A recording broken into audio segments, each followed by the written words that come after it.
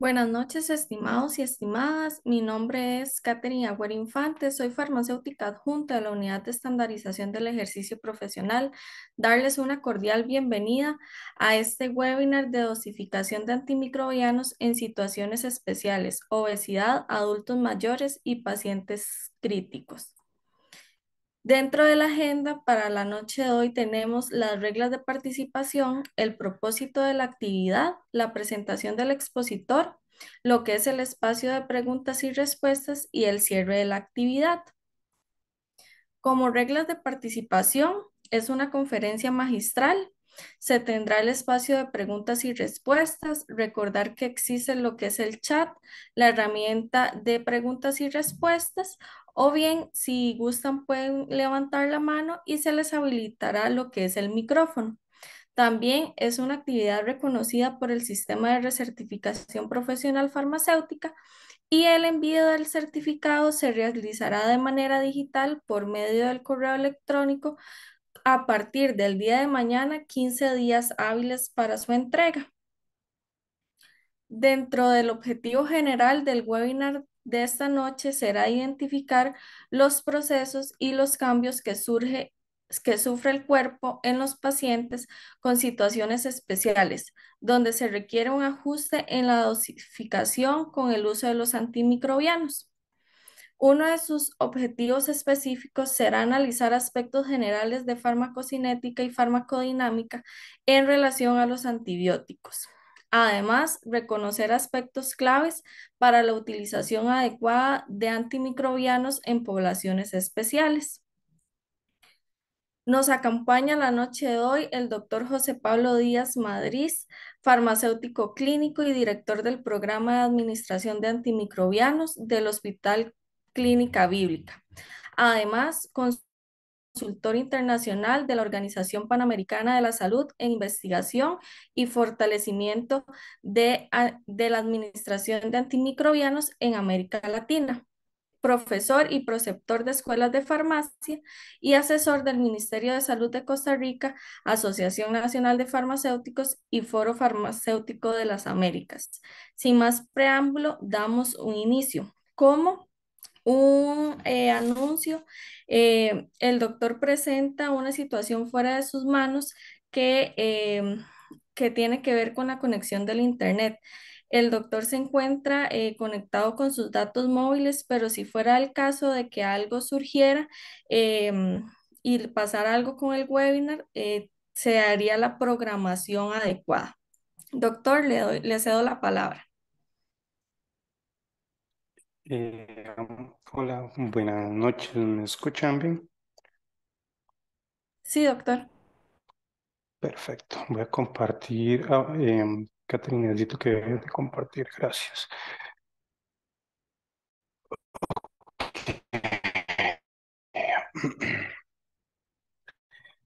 Vamos a ver.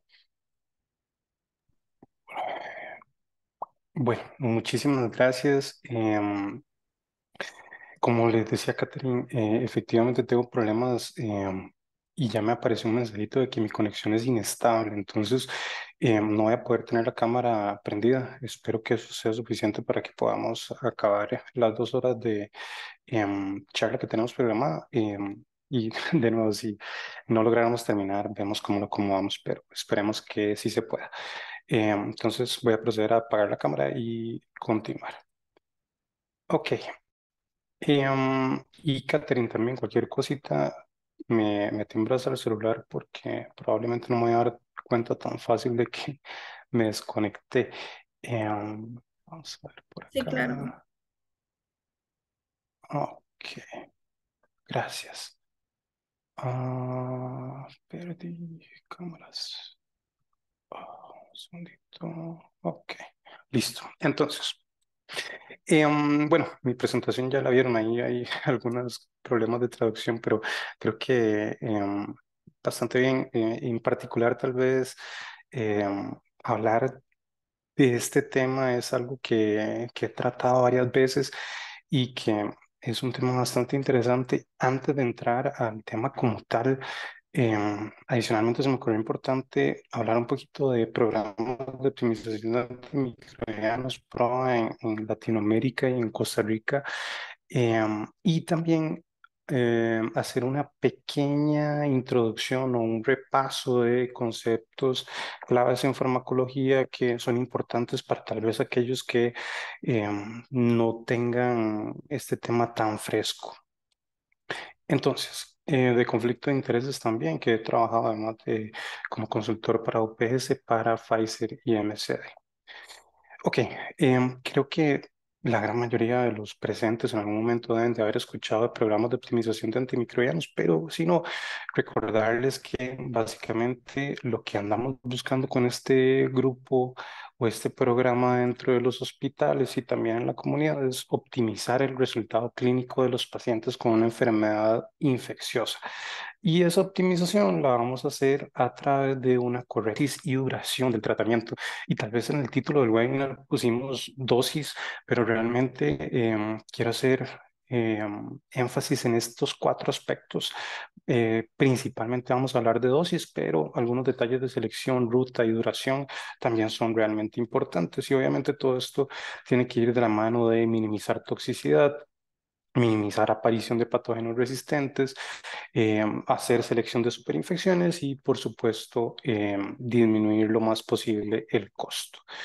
¿Qué pasa con PROA en Latinoamérica? Y esto es algo bastante importante porque a pesar de que no tengamos tanto avance en PROA en el país como nos gustaría, sí hay muchos esfuerzos para ir mejorando esto.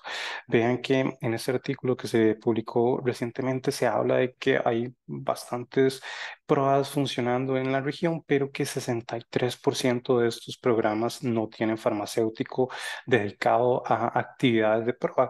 En este mismo artículo se hablan de muchísimas cosas que pueden estar influyendo en esto, pero realmente hay muchísimas barreras que se han identificado, principalmente la falta de farmacéuticos entrenados en esto. Entonces, cualquier entrenamiento que ayude a que más farmacéuticos participen en PROA, pues por suerte va a ser de provecho.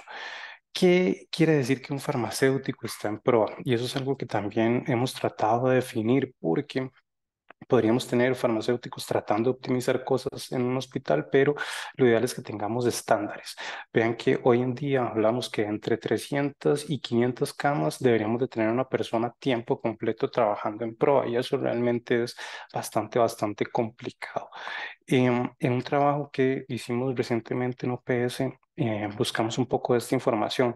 ¿Qué pasa con el farmacéutico clínico en 121 hospitales de América Latina? Básicamente lo que encontramos es que es algo que está previsto pero no iniciado. Y esto es un 50, no quiere decir que el 50% de estos 121 hospitales lo tienen, sino que la respuesta que se dio a esta pregunta, que fue una encuesta de autoevaluación, lo que la gran mayoría de las personas contestó es eso, que está previsto pero no iniciado. Si ven por ahí un 44% dicen que está implementado parcialmente o implementado plenamente. ¿Y por qué quise meter este tema dentro de la charla del día de hoy? Vean que muchas de las actividades que podrían llevar a cabo los farmacéuticos para optimizar tratamiento antibiótico en paciente críticamente enfermo, en paciente obeso o en paciente adulto mayor, ya sea en la comunidad o en los hospitales, no se están haciendo de igual forma. También están previstas, pero no iniciadas. Cosas como dosificación según farmacocinética y farmacodinámica, ajuste de dosis por monitoreo terapéutico, por ejemplo, con vancomicina. Entonces, realmente son cosas como que van muy de la mano. Son cosas que tal vez los médicos pueden hacer y los que les interesa lo hacen, pero realmente son temas muy farmacéuticos que de ahí la importancia que cada día participemos más activamente. Hay evidencia de que tener farmacéuticos en las pruebas ayuda mucho. Algunos de los artículos que hemos publicado han aparecido en este tipo de revisiones donde se destaca que hemos logrado hacer algunos cambios. Lo mismo en este otro artículo de algunas de las cosas que han pasado en Latinoamérica, que de nuevo tenemos farmacéuticos trabajando en pruebas en varios de los países de la región, pero por supuesto que tenemos que ir creciendo.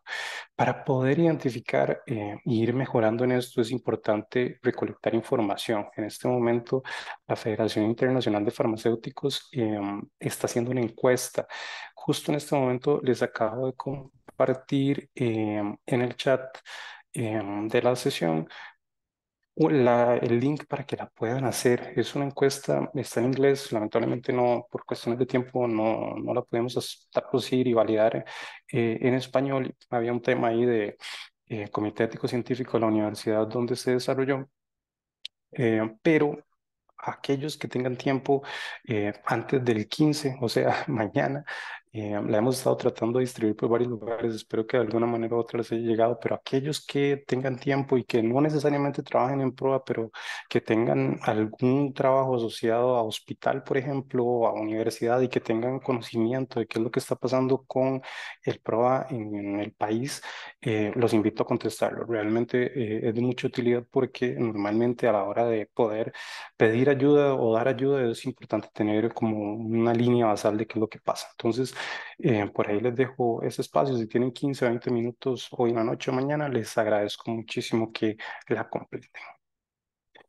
Como les decía, vamos a hacer un repaso breve de algunos conceptos claves muy importantes en antimicrobianos. Recuerden que cuando se prescribe un antibiótico, que es un proceso realmente complicado y que es algo que siempre que hablo de uso apropiado de antimicrobianos, me gusta recordarle especialmente a los farmacéuticos que tenemos que tener presente de que prescribir antibióticos es difícil. Y creo que a veces hasta que estamos del otro lado y no solo estamos revisando, sino que estamos a la par de la cama tratando de prescribir, se da uno cuenta de lo complicado que es porque hay muchísimas variables. Recuerden que tenemos muchísimas características diferentes de los pacientes, no sabemos qué microorganismo tiene o está causando la infección al paciente y hay muchísimas opciones de tratamientos antibióticos que también van a variar mucho dependiendo del paciente que tengamos enfrente, por lo que realmente es algo difícil. Algo que también es importante es que recordemos las estrategias terapéuticas. Inicialmente hacemos un tratamiento empírico, que de nuevo es un tratamiento muy basado en información del paciente y no tanto realmente con la bacteria o el microorganismo que está causando la infección. Y una vez que tenemos ese resultado microbiológico, que puede ser a través de pruebas de biología molecular o diagnósticos rápidos o un cultivo, podemos hacer un ajuste de tratamiento que idealmente debería llevar al descalamiento, al escalamiento del espectro antimicrobiano para luego llevar a la suspensión. ¿Por qué andamos haciendo o andamos buscando hacer selección óptima de tratamientos? Y de nuevo, pensando en régimen, dosis, duración y ruta, esto lo hacemos porque hacer esto bien ha demostrado tener beneficio clínico en los pacientes y eso es algo que en ocasiones no le damos el peso que realmente tiene. Tener estas condiciones a través de múltiples estudios se ha demostrado que realmente van a tener mejor resultado en nuestros pacientes, menos duración de hospitalización, supervivencia aumentada, menos efectos adversos, entre otros. Entonces, entre más apropiados sean estas cuatro cosas, mejores resultados vamos a tener. Como les decía, el asunto es que se complica un poco. Para la gran mayoría de los medicamentos tenemos los factores del paciente y los factores del medicamento, pero acá recordemos que el efecto va a ser sobre la bacteria. El antibiótico debería actuar sobre la bacteria y no sobre el paciente, por lo cual hace un poco más complicada la selección de medicamentos. Como les dije, voy a hablar muy poquito del régimen de vida y de duración, pero de nuevo, volviendo al tema de que prescribir antimicrobianos es difícil, este es un ejemplo que me gusta mostrar. Vean estas 6 imágenes que vemos por acá. No somos, no nos corresponde hacer diagnóstico, pero si uno ve estas 6 lesiones podría haber algo parecido a una celulitis. Y si vemos realmente de las 6 imágenes, solo la última es una celulitis. Entonces, nosotros nos toca trabajar con el diagnóstico que nos da el médico, lo cual también en ocasiones no va a ser el correcto de entrada. Entonces, de nuevo, esto es solo como para evidenciar que realmente es algo bastante complejo lo que estamos tratando de optimizar. Los espectros es algo muy importante. Me parece que la presentación se las hacen llegar, yo ya la compartí, entonces eventualmente no tengo problema de que aquellos que la deseen la puedan compartir. Acá, por ejemplo, les dejo algo que es básico para que también podamos ayudar a optimizar tratamientos en la parte del régimen y son los espectros. Si tal vez no tenemos tan claro al día de hoy que una pseudomonas originosa solo funciona con ceftazidima, cefepime, meropenem, imipenem o cuáles antimicrobianos funcionan para cada bacteria. Esto es un resumen bastante concreto de las bacterias principales que, de nuevo, si tal vez no es algo que no sabemos de memoria, podría funcionar para irlo practicando y la única forma de aprenderse esto es realmente buscando cada vez que aparece una prueba de sensibilidad y tenemos acceso a esto.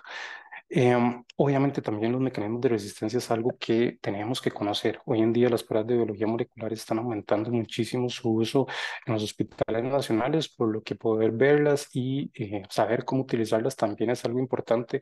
No nos da tiempo de hablar muchísimo de esto, pero algo que es muy importante es que debemos de poder ver que si aparece un gen de resistencia MECA, está asociado a un Staph aureus, probablemente meticilino resistente, especialmente si nos aparece también por ahí el Staph.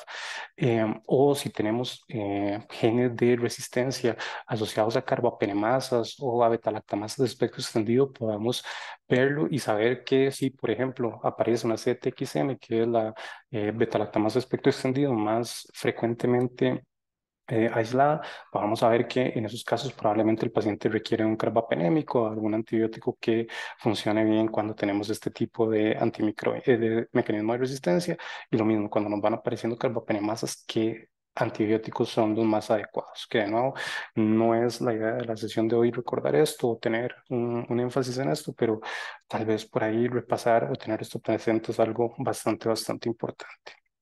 Volviendo a conceptos claves que debemos de recordar, bactericida y bacteriostático. Lo usual o lo que hemos hablado por muchísimo tiempo es que el antibiótico bactericida es aquel antibiótico que mata al organismo y el bacteriostático el que inhibe el crecimiento. Y realmente esto no es tan así. La definición de bactericida o bacteriostático básicamente está marcada por la relación entre la concentración mínima inhibitoria y la concentración mínima bactericida. Lo que es más importante y no tanto saber de memoria cuál es la relación para poder hacerlo, es que si un antibiótico es bactericida o bacteriostático, esto no define que un antibiótico sea la mejor opción para una infección o para un paciente. Por sí solo no debería influenciar en la toma de decisiones clínicas. ¿Por qué les digo esto? Porque todavía es muy común escuchar que para X diagnóstico no podemos utilizar cierto antibiótico porque es bacteriostático o que deberíamos solo utilizar bactericidas por X razón o para X diagnóstico. Un ejemplo que se habla muchísimo hoy en día es el uso del linezolid en bacteremia por Staph aureus meticillium resistente. Hace unos años, hace 10 años, jamás hubiéramos utilizado linezolid. Hoy, si un paciente, por ejemplo, no está respondiendo bien a vancomicina, podría utilizarse el linezolid. Tal vez no es lo ideal, pero en pacientes que no estén respondiendo pueden utilizarse el linezolid, inclusive en combinaciones con otros fármacos o como monoterapia. Entonces, eso es un concepto por ahí que también es importante tener presente, especialmente para paciente críticamente enfermo. Creo que todos acá en esta sesión tenemos que tener muy claro qué es farmacocinética y qué es farmacodinámica. Dentro de todo em, de esta charla vamos a hablar mucho de la parte de absorción, distribución, metabolismo y excreción. Y ya les mencioné algo importante de farmacodinámica, que es que recordemos que el efecto no va a ser lo que le hace el medicamento al cuerpo, sino lo que le hace el antimicrobiano o el antibiótico al organismo en el sitio de infección, que eso también es algo muy importante. No todos los antibióticos llegan a todos los sitios de infección, por lo que tener conocimiento previo de que mi antibiótico realmente va a concentrar bien en la zona donde esté infectado el paciente es muy importante. El ejemplo que tiendo a dar mucho con esto es, por ejemplo, si tenemos algún paciente con una infección complicada de una vía urinaria y tenemos que usar una quinolona, deberíamos utilizar, por ejemplo, levofloxacina o ciprofloxacina y no moxifloxacino porque no concentra también en orina. Entonces, esos son detalles que debemos ir conociendo y que solo de nuevo a través de la revisión exhaustiva de cada paciente podemos ir aprendiendo. Temas muy importantes también, conocer cuáles antibióticos son tiempo dependientes y cuáles son concentración dependientes, y esto sí le vamos a dar un poquito más de énfasis más adelante, y también recordar qué era concentración mínima inhibitoria. Recuerden que cuando vemos una prueba de sensibilidad de una bacteria o lo que le decimos cultivo, cuando vemos los resultados, el numerito que nos aparecen son estas concentraciones mínimas inhibitorias. Y recuerden que estas concentraciones son concentraciones de un antimicrobiano que inhiben crecimiento. Y esto es en un tubo de ensayo. ¿Por qué les recuerdo esto? En ocasiones tendemos a creer que solo porque un reporte de un cultivo dice sensible, intermedio o resistente, con tener sensible ya tenemos plena seguridad de que el antibiótico va a funcionar, y realmente esto es una prueba eh, que no es in vivo, es in vitro, por lo cual hay que saberlas interpretar bastante bien. Entonces, eso es un concepto clave que también me parecía importante recordarles. Temas que vamos a ir conversando a través de las charlas asociado a cada uno de estos parámetros farmacocinéticos. Recordar que en la absorción algo que tenemos que eh, tener muy presente es la biodisponibilidad. Hoy en día algo que deberíamos de tratar de hacer es que, especialmente en aquellos pacientes hospitalizados, lo más rápido posible podamos hacer una transición del tratamiento intravenoso a vía oral, lo cual es un reto muy importante en nuestro país, porque la gran mayoría de los médicos están acostumbrados a que mientras el paciente está hospitalizado va a tener el tratamiento intravenoso, o que es necesario internar a un paciente porque lo ideal es que siempre reciba el tratamiento por vía intravenosa, y esto no es cierto para todos los casos. Algo que también podemos conversar brevemente va a ser de vías de administración, en distribución, cosas como la unión a proteínas es algo que me interesa que discutamos. El metabolismo, creo que nosotros como profesionales en farmacia tenemos muy claro la importancia de la interacción medicamento y medicamento, pero realmente es algo que todavía se olvida mucho por parte de los médicos. Y en la parte de eliminación, muy importante recordar que no todos los antibióticos se eliminan exclusivamente de manera renal. Vamos a hablar un poco de ajuste de dosis y también tener presentes tiempo de vida media. Es algo muy importante con antibióticos, especialmente aquellos que tienen vías de media o muy corta o muy larga. Vamos a hablar un poco de esto. Entrando en farmacodinámica.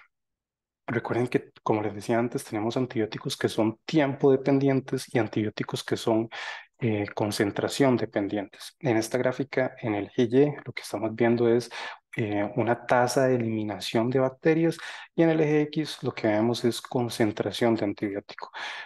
¿Por qué estas gráficas son importantes? Para recordar cuál es la manera en que van a eliminarse las bacterias y la importancia de poder hacer diferentes cambios en los antibióticos, ya sea en la dosificación o en la administración, para poder dar un tratamiento óptimo. Em, si vemos la gráfica a la izquierda representa un antibiótico tiempo dependiente y la de la derecha un antibiótico concentración dependiente. ¿Por qué? La de tiempo dependiente, vean que básicamente lo que sucede es que conforme aumenta la concentración, vamos a llegar a un pico donde ya no vamos a tener, por más que aumentemos la dosis, una eliminación o una tasa de eliminación de bacterias que aumente. ¿Por qué? Porque lo que logramos o lo que andamos buscando con un antibiótico tiempo dependiente es estar por la concentración, por encima de la concentración mínima inhibitoria. Una vez que estamos considerablemente encima de la concentración mínima inhibitoria, dependiendo de cada uno de los antibióticos, va a variar la necesidad de estar por encima, pero normalmente lo importante es estar por encima de esa concentración. Vean que ya no eliminamos más bacterias. ¿Qué pasa con un antibiótico concentración dependiente? Acá sí, acá entre más dosis del medicamento demos, probablemente vamos a tener más eliminación. Eso no quiere decir que podemos aumentar la dosis todo lo que queramos, porque obviamente esto se va a asociar a más efectos adversos. Entonces hay que tener también un balance. En el caso de los tiempos dependientes, algo importante es que es una justificación muy importante para quizás no abusar de las dosis. Muchas veces con antibióticos tiempos dependientes vemos dosis más alta de lo recomendado que, excepto en algunas condiciones especiales, no debería de suceder. Y ahora vamos a hablar un poco de esto en paciente críticamente enfermo. Al hablar de farmacología clínica de antibióticos, tratamos de combinar tanto aspectos de farmacocinética como farmacodinámica para poder, de nuevo, tratar de tener estrategias que nos ayuden a optimizar el uso de antibióticos dentro, especialmente de los hospitales. Entonces, es muy importante tener claro que los antibióticos tiempo dependientes, normalmente vamos a hablar de betalactámicos. Hasta hace poco tiempo eran los que principalmente nos preocupaba mucho tener el tiempo sobre la mix suficiente. Últimamente, por estudios con linezolid, se han dado cuenta que medir concentraciones de linezolid en sangre puede ser algo que puede aportar mucho en pacientes que no estén hemodinámicamente estables, y macrólidos sí ha sido por mucho tiempo, pero tienen un comportamiento más esperable. Área bajo la curva sobre la MIC. Recordemos que área bajo la curva es básicamente lo que tratamos de hacer, es estimar el valor que vamos a tener debajo de la curva de concentración y su relación con respecto a la concentración mínima inhibitoria, que lo vamos a utilizar con estas drogas, especialmente con vancomicina. Vancomicina es un antibiótico que sabemos que varía mucho su concentración de paciente a paciente, y es donde vamos a utilizar este parámetro especialmente para saber si el paciente está adecuadamente dosificado. Y concentración máxima sobre la MIC, normalmente lo que vamos a pensar es en aminoglicosidos. Acá es importante también recordar entre tiempo dependiente y concentración dependiente, lo que les decía antes. Con los concentración dependiente, normalmente lo que voy a buscar son picos de concentración en periodos largos de tiempo, y en tiempo dependiente, de nuevo, estar por encima de la concentración mínima inhibitoria.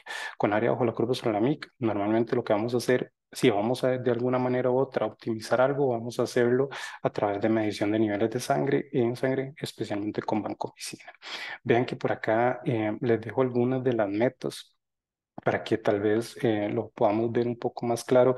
Por ejemplo, con aminoglicósidos, lo que se anda buscando con un aminoglicósido es tener de 8 a 10 veces la MIC en cuanto a concentración. Entonces, si mi MIC es de 1, quiero tener una concentración máxima de 8 o 10. ¿Ok? Eso es lo que ando buscando con una concentración dependiente.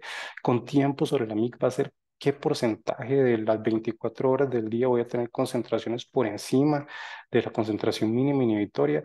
Normalmente para betalactámicos andaba entre un 40 y un 60%, pero eh, con estos problemas de resistencia y con pacientes hemodinámicamente inestables o críticamente enfermos, normalmente andamos buscando más del 80%, inclusive el 100% del tiempo, tratar de estar por encima de la concentración mínima inhibitoria. Y el ejemplo de la vancomicina con área bajo la curva sobre la MIC, básicamente hay una meta ya definida, que es tener un área bajo la curva sobre la MIC que nos dé entre 400 y 600. Y vamos a ir viendo ejemplos un poco más concretos de esto, pero de nuevo, estos son metas que queremos alcanzar con los antibióticos. También importante recordar, algunos antibióticos pueden estar en diferentes categorías dependiendo de la base de datos que utilicemos, pero realmente son cambios mayores lo que andamos viendo. De nuevo, principalmente lo que vamos a ver en este tema en particular es antibióticos tiempo dependientes como los betalactámicos, área bajo la curva sobre la MIC con vancomicina y concentración máxima sobre la MIC con aminoglicósidos. Cuando andamos buscando optimizar estos tres grupos de antibióticos, con los tiempos dependientes, lo que buscamos hoy principalmente es dividir la dosis diaria con mayor frecuencia y hacer infusiones continuas o infusiones extendidas de antibióticos. Con área bajo la curva sobre la MIC, optimizar la dosis diaria con niveles en sangre y con concentración máxima, lo que les decía antes, dosis altas en intervalos de dosis extendidos. Entonces, por ejemplo, con los aminoglicósidos, que tal vez no lo vamos a ver muy a fondo, básicamente andamos buscando dar dosis una vez al día, dosis altas, pero de nuevo que sean dosis seguras. Hoy en día es difícil ver medición de niveles de aminoglicósidos todavía en nuestro país. Realmente es poco. En mi hospital, en la parte privada, realmente es complicado porque no usamos mucho aminoglicósido, y cuando queremos medir niveles, tal vez tenemos problemas con los reactivos porque de nuevo se usa muy poco y los reactivos se vencen, entonces es un problema, pero con vancomicina sí tenemos bastante experiencia. Ya entrando al tema de la sesión de hoy como tal, es pensar en poblaciones especiales. Sabemos que cuando damos una dosis de antimicrobiano, teóricamente vamos a alcanzar concentraciones adecuadas en el sitio de la infección y dependiendo del tipo de antibiótico que tengamos, vamos a alcanzar un éxito clínico ya con los estudios clínicos que se han hecho. El problema es que los estudios clínicos, como ustedes bien saben, no se hacen normalmente en poblaciones especiales. Y si se hacen, no lo tenemos disponible para todos los antibióticos. ¿Qué son poblaciones especiales? Hablamos de obesidad, de adultos mayores. Acá también podríamos incluir pediatría. Normalmente la información tiende a aparecer primero para adultos porque investigar en niños tiende a ser más complicado. Paciente críticamente enfermo también es bastante complicado porque son pacientes que por cuestiones éticas es difícil incluirlos en un estudio y pacientes con disfunción renal o hepática.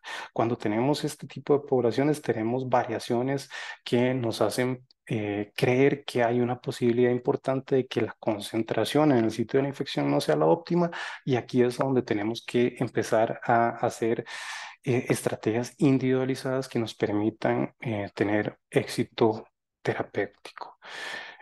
Como les dije, vamos a hablar de obesidad, de paciente adulto mayor y de paciente críticamente enfermo. Lo vamos a ver por aparte, pero realmente el problema principal que enfrentamos es que normalmente tenemos pacientes que tienen las tres condiciones, que no son solo obesos o adultos mayores o críticamente enfermo, sino que puede ser un paciente que se presente con las tres condiciones y esto hace todavía más difícil enfrentar a estos pacientes. Tengo un caso clínico que lo dejé para el final, para ver si por cuestiones de tiempo podemos hacer las preguntas por el chat. Lo llevamos a cabo y si no nos queda muchísimo tiempo, les puedo ir discutiendo las preguntas y las respuestas. Em, a ver, entrando en adulto mayor. Con adultos mayores ya tenemos establecidos que hay cambios farmacocinéticos que se asocian a la edad. También hay un riesgo incrementado de exposición a bacterias multiresistentes porque muchas veces los adultos mayores hacen ciclos de antibióticos con frecuencia. Además, con los pacientes adultos mayores tenemos el problema de la adherencia. Al tener baja adherencia, es posible que también se puedan empezar a generar en estos pacientes las mismas bacterias multiresistentes. Entonces son pacientes que para cualquier patología son pacientes difíciles de manejar, pero que por lo que les dije previamente se hace todavía un poco más complicado. ¿Qué alteraciones tenemos? Pues principalmente en distribución, metabolismo y excreciones, donde vamos a ver mayores cambios. Sabemos que hay un aumento del volumen de distribución por un incremento en la cantidad de tejido adiposo en relación con el tejido magro. Y de nuevo, no tenemos tanta evidencia de qué pasa con cada uno de esos antibióticos cuando tenemos adultos mayores. De hecho, si vamos a ver información de prescripción, normalmente cuando vemos dosificación en adultos mayores, lo que hacen es referir a dosificación de adultos. También tenemos una caída que es normal en la gran mayoría de los pacientes de la función renal. Y si tenemos un paciente que tal vez, por ejemplo, es diabético, pues va a ser más complicado que tengamos condiciones óptimas para administrar un antimicrobiano. La parte de la polifarmacia también es muy, muy importante. Recientemente recibí una llamada de un paciente que realmente no era un adulto mayor o estaba ya cercano a ser un adulto mayor, pero em, quería ponerlo como ejemplo de algo que sigue sucediendo todos los días. Esto era un paciente con tratamientos múltiples, con esquemas bien prescritos para, o al menos según la patología, adecuados para erradicar el Helicobacter pylori y que no estaban funcionando en un paciente que crónicamente utilizaba carbamazepina. Creo que para nosotros como farmacéuticos, donde nos dicen carbamazepina, automáticamente sabemos que van a aparecer interacciones farmacológicas, pero no así para los médicos. Entonces, vean que esto es un ejemplo de un paciente de que incluí todos los tratamientos que había recibido para erradicación del Helicobacter pylori y carbamazepina y si ven, hay muchísimas interacciones que normalmente van a impactar en antibióticos, van a disminuir la concentración de antibióticos y por lo tanto tenemos que tener o tomar estrategias y el paciente adulto mayor es un paciente polimedicado que de nuevo tenemos que tener muy presente qué está utilizando. En antibióticos, en el adulto mayor, algo que es muy importante mencionar es que habitualmente en estos pacientes se habla mucho de iniciar despacio y avanzar despacio, que puede ser algo muy valioso para la gran mayoría de los medicamentos, pero para antibióticos no necesariamente es la mejor recomendación. ¿Por qué? Porque normalmente entre más rápido tengamos concentraciones óptimas del antimicrobiano en el sitio de infección, más posibilidad de tener éxito terapéutico. Entonces, cuando tengamos adultos mayores, realmente tenemos que ser agresivos con la dosis, especialmente si tiene una infección severa. ¿Por qué? Porque entre más rápido, de nuevo, erradiquemos la infección, menos posibilidad de complicaciones y sabemos que una complicación en un adulto mayor es todavía más difícil para ellos de soportar. Entonces, de nuevo, acá esto de iniciar despacio y avanzar despacio en antibióticos no es lo ideal, especialmente en adultos mayores. En obesidad también tenemos cambios importantes en farmacocinética. Para esta sección de la charla me interesa que pensemos en pacientes con obesidad mórbida. No deberíamos de pensar en el paciente que tal vez tenga un poco de sobrepeso. En esos pacientes realmente el comportamiento va a ser muy, muy parecido. Acá vamos a hablar de pacientes que tal vez tengan más de un índice de masa corporal mayor a 40 y que en este tipo de pacientes pues probablemente vamos a tener una obesidad bien, bien marcada. Obviamente, cuando un paciente aumenta de peso de esta forma, no solamente va a aumentar tejido graso, va a ser lo que más va a aumentar, pero también tenemos un aumento en el tejido magro. Recordemos que el tejido adiposo está compuesto en un 80% de grasa, pero también un 6% es proteína, que es algo que hay que tomar en consideración. Dependiendo del tipo de antibiótico que tengamos. También recordemos que los antibióticos vamos a tener algunos que van a ser más hidrofílicos y otros que van a ser más lipofílicos. En antibióticos hidrofílicos, realmente en obesidad vamos a tener que hacer ciertos ajustes, sin embargo, no son tan importantes como cuando hablamos de antibióticos lipofílicos. Antibióticos hidrofílicos tenemos betalactámicos, vancomicina, linezolid, polimixina, aminoglicosidos, daptomicina y fluoroquinolonas. Dependiendo de la fluoroquinolona, vamos a tener un comportamiento un poco diferente. En lipofílicos tenemos macrólidos, también por acá hay clindamicina. Entonces, en estos probablemente cuando veamos las recomendaciones vamos a tener más aumentos de dosis, pero bueno, no quiere decir que algunos hidrofílicos no requieran ajuste. De hecho, vancomicina es uno de los que sí está más estudiado de que cuando aparecen pacientes con sobrepeso muy importante, las dosis deben ser mayores.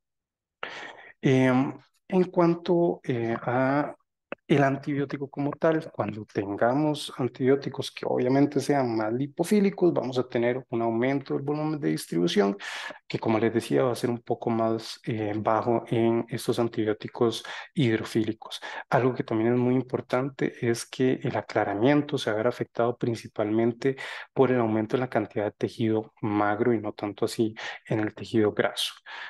Parámetros más importantes a considerar en obesidad van a ser estos mismos que he venido hablando en las últimas dos diapositivas: volumen de distribución y aclaramiento renal. Lo que es importante es pensar en que no necesariamente vamos a tener una variación que sea proporcional. Es decir, no es que va a aumentar un montón el volumen de distribución o aumentar el doble y el aclaramiento renal va a tener una disminución a la mitad. Vamos a tener diferentes variaciones dependiendo de cada paciente, por lo que los ajustes se hacen un poco más complicados.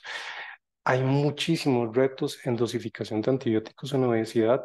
Este estudio que evaluó qué información teníamos en la posología de antibióticos en pacientes obesos encontró que en 100 medicamentos inyectables en pacientes críticos, solo 30 tenían posología con un descriptor de peso, y de los antimicrobianos solo se incluían vancomicina, daptomicina y aciclovir.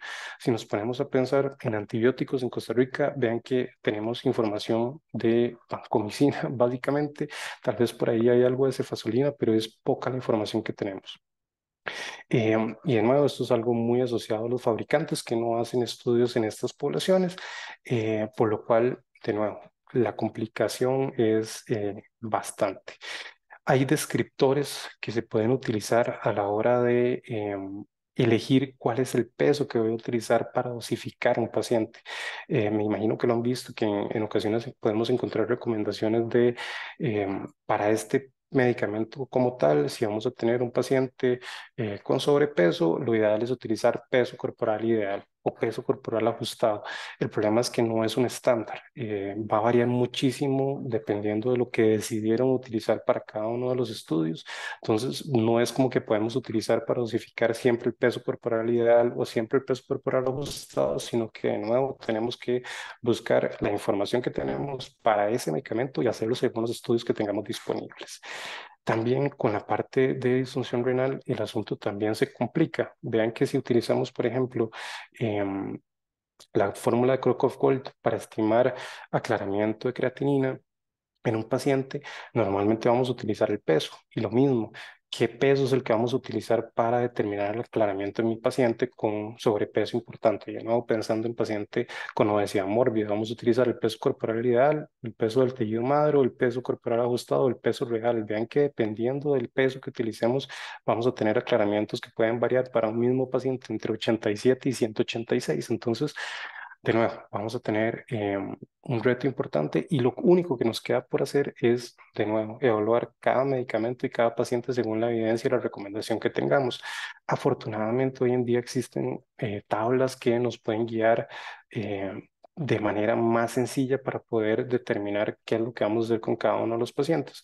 Por ejemplo, ven que para anfotericina B o para aminoglicosidos tenemos que hay recomendaciones de utilizar peso ajustado, utilizar para paciente críticamente enfermo 7 miligramos por kilo, o ajustar con el peso o con el peso del paciente.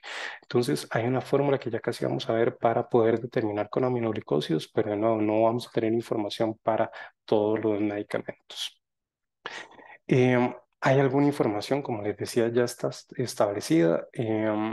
Estos antibióticos que están por acá no requieren ajuste de dosis: ceftarolina, ceftazimab y Actam, ceftorosenetazolam, dalbavancina, etcétera. Los que ven por acá en la diapositiva son antibióticos que sí tienen evidencia de que el comportamiento es muy parecido entre paciente obeso y paciente con peso normal. De igual forma, para betalactámicos se recomienda utilizar infusiones extendidas de betalactámicos, que para aquellos que no tengan claro este concepto, unos minutos vamos a conversarlo un poco más. Eh, que podría ser una estrategia que en paciente obeso también nos podría dar beneficio. Medicamentos con evidencia sobre dosis en obesidad son estos que están por acá. Realmente, de nuevo, no son todos. Vamos a ver algunos que tenemos en el país con un poco de detalle. Pero, de nuevo, va a ser una situación que, dependiendo del paciente que tengamos enfrente y del antibiótico que haya prescrito el médico, vamos a tener que revisar y hacer recomendaciones según el caso. Hay algunas tablas, resúmenes que se pueden encontrar libremente en Internet. Por acá les dejo una que me pareció bastante completa. Vean que tiene también las fórmulas para hacer el cálculo del peso ideal y el ajustado, si es que es necesario hacerlo para el antibiótico en particular que vamos a revisar. También el Sanford para aquellos que tengan acceso o que lo adquieran de manera anual. No trabajo para Sanford y no recibo nada por recomendarlo, pero es una opción también para aquellos que trabajen en este tema y que deseen tener información a la hora de tratar de hacer ajustes de dosis para estos pacientes. Esta información está disponible. También Clinical Calc, que es una herramienta gratuita, también tiene alguna información por ahí disponible por si la quieren consultar. Entonces, como les decía, va a ser un asunto muy asociado a cada medicamento y a cada estudio. También los estudios pueden variar. En algunos estudios puede aparecer que es de beneficio aumentar dosis y en otros estudios podrían decir que no. Entonces va a quedar mucho a la decisión que tomemos según lo que leamos y lo que estudiemos. Normalmente en cada uno de estos estudios deberíamos de evaluar si es un estudio con bastantes pacientes, si los grados de obesidad son comparables al paciente que tenemos enfrente, qué parámetros farmacocinéticos utilizaron, las metas farmacodinámicas si fueron apropiadas, si las recomendaciones están en la información de prescripción del medicamento y si están en alguna guía clínica.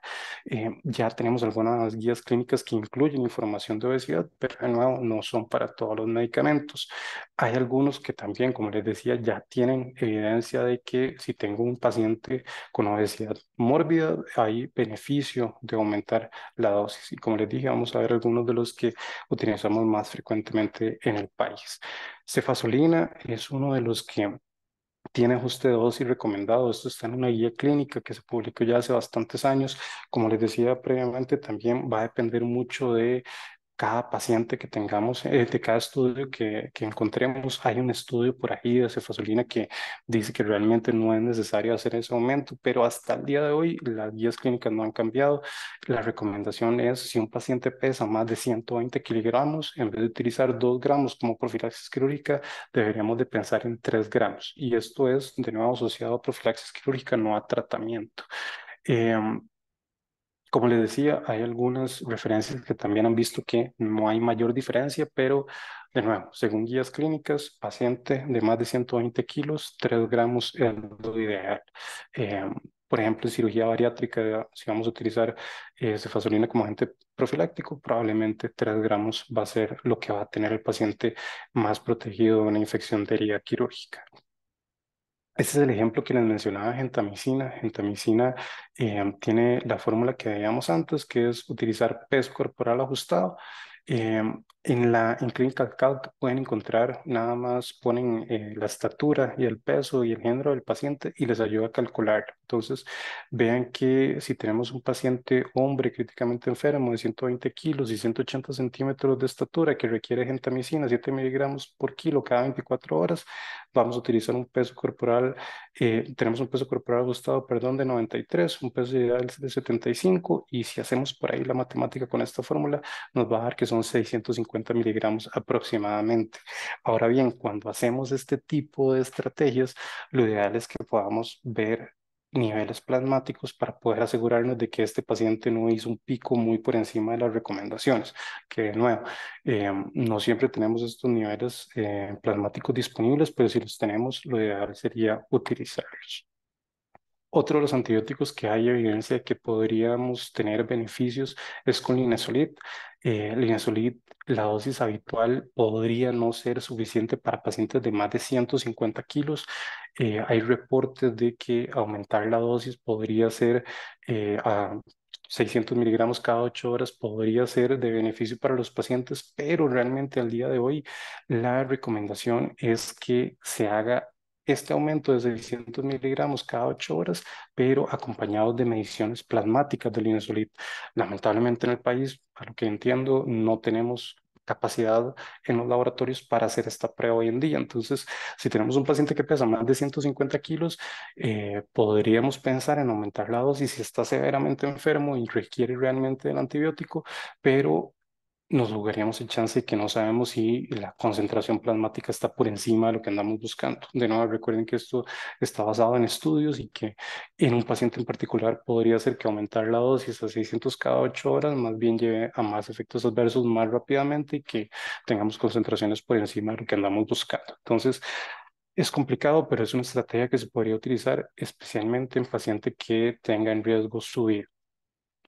Em, bueno, y algo que nos podría servir como indicativo de que tal vez la dosis está más alta de lo recomendado sería si empezamos a ver mielosupresión rápidamente.